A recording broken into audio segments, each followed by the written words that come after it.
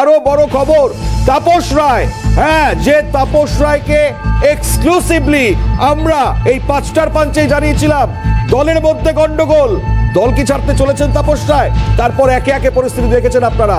তাপস রায় তো দল ছেড়েছিনি, এবার প্রশ্ন তিনি কোথায় যাবেন, তার রাজনৈতিক কেরিয়ার কোন জায়গায় যাবে। তাপস রায়, তার বাড়িতে আজকে সজল ঘোষ গিয়েছিলেন, বিজেপি নেতা তথা কাউন্সিলর সজল ঘোষ, তার তাপস রায়ের বাড়িতে আজকে যাওয়া যা যথেষ্ট ইঙ্গিতপূর্ণ এবং তাৎপর্যপূর্ণ। সজল ঘোষ উত্তর কলকাতার প্রার্থী হিসেবে এই জায়গায় বিজেপির হয়ে কি তাহলে তাপস রায় দাঁড়াচ্ছেন, এমন কোন ইঙ্গিত কি দিয়ে গেলেন সজল বাবু? এখন এটাই অবশ্যই জল্পনার জায়গা, জল্পনা চলছে।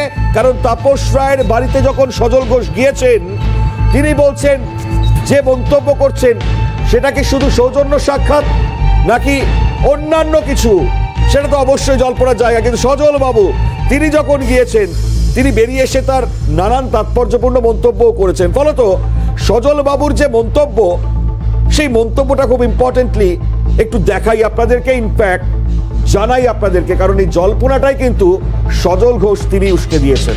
কি বলেছেন শুনুন।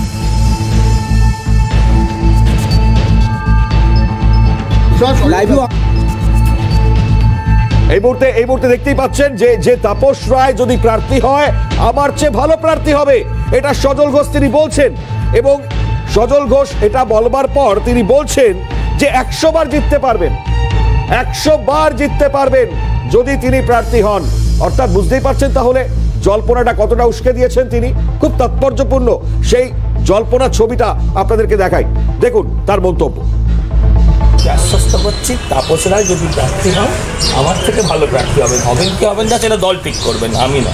জিততে পারবেন। ওনার বাড়িতে তৃণমূল হারাবে, ওকে তৃণমূল হারাবে, কলাগাছ দাঁড়ালেও জিতবে। তা লোকে তো বলবে বাড়িতে তাপস রায় ভারী ক্যান্ডিডেট। বাড়িতে মানুষকে আশ্বস্ত করছি।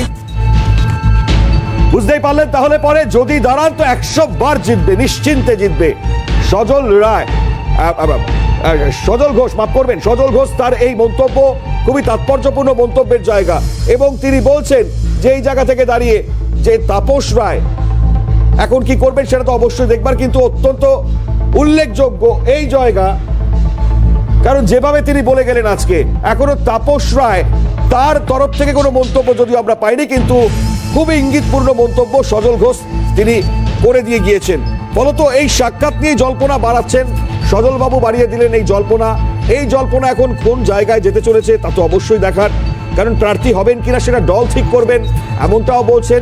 এখন তাপস রায়ের মুখ থেকে যেভাবে ক্ষোভ, বেদনা, দুঃখ, সামগ্রিক পরিস্থিতি যেভাবে আমরা দেখেছি, তাতে দাঁড়িয়ে কিন্তু সব থেকে বড় এখন ইঙ্গিত বহন করছে এই গোটা পরিস্থিতি।